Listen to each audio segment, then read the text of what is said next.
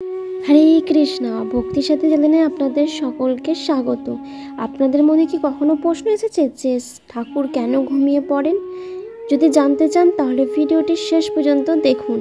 চলুন তাহলে ভিডিও মূল পর্বে যাওয়া যাক। শ্রাবণ মাস আসতে চলেছে। হিন্দু ধর্মের সবচেয়ে পবিত্র মাসগুলির মধ্যে একটি। এই সময় শুরু হয় চতুর্থ মাস, যেটা দেবতাদের ঘুমানোর সময়।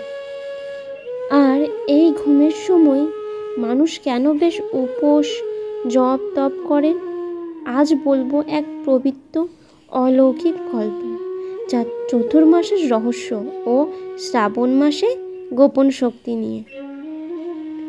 চতুর্থ মাস মানে 4 মাস, যেটি হচ্ছে আষাঢ়, শ্রাবণ, ভাদ্র ও আশ্বিন।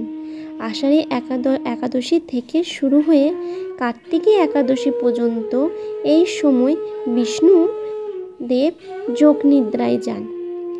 কেন ঘুম?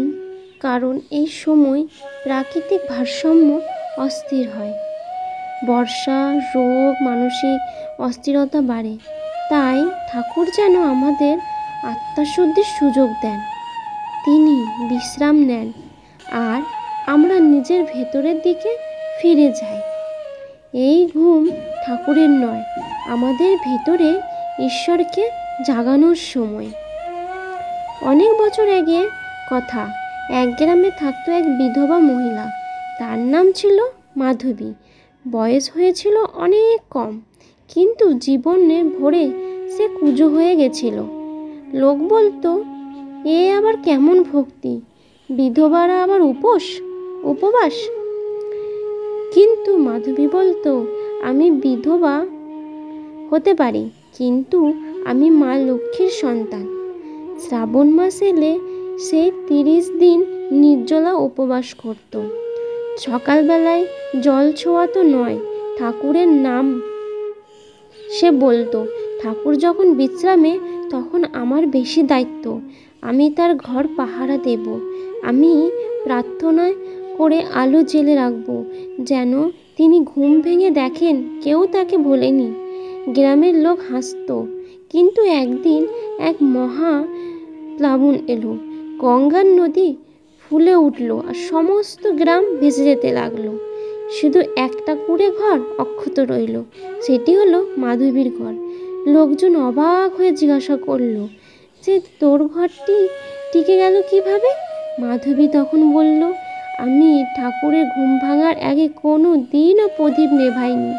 সেই বছর থেকেই গ্রামের লোকজন শ্রাবণ মাসে উপবাস ও নাম জপ শুরু করলো। এই 4 মাস শুধু উপবাসের সময় নয়, নিজেকে বদলে ফেলার সময়। প্রতিদিন 1 মিনিট হলেও ঠাকুরের নাম বলুন। মিথ্যে, ঝগড়া, ক্ষোভ থেকে নিজেকে দূরে রাখুন। ভক্তির মধ্যে থেকেও যেন ঠাকুরের বিশ্রামে পবিত্র হয়।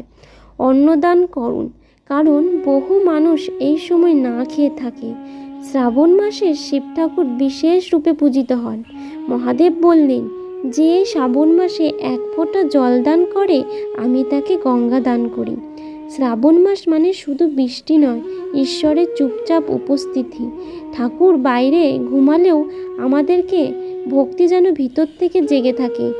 এই ভিডিও যদি মনে কিছু নাড়িয়ে দেয়, তবে ঠাকুরের আশীর্বাদ আপনারা এগিয়ে যান।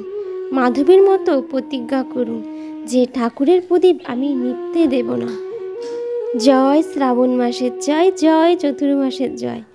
ভিডিও ভালো লাগলে একটা কমেন্ট লিখুন, আমি আজ থেকে ঠাকুরের প্রদীপ জ্বালাবো। এইটা সবাই প্রতিজ্ঞা করুন। যদি ভালো লেগে থাকে সাবস্ক্রাইব করে পাশে থাকবেন। ঠাকুরের কথা কখনো কিন্তু ফুরায় না। সকলে এই শ্রাবণ মাস, এই চতুর্থ মাস সকলেই পালন করার চেষ্টা করুন। সকলে ভালো থাকুন, সুস্থ থাকুন। হরে কৃষ্ণা, রাধে রাধে। ভগবানের কাছে প্রার্থনা করি আপনাদের সমস্ত মনস্কামনা পূরণ হোক আর সবাই ভালো থাকুন, সুস্থ থাকুন।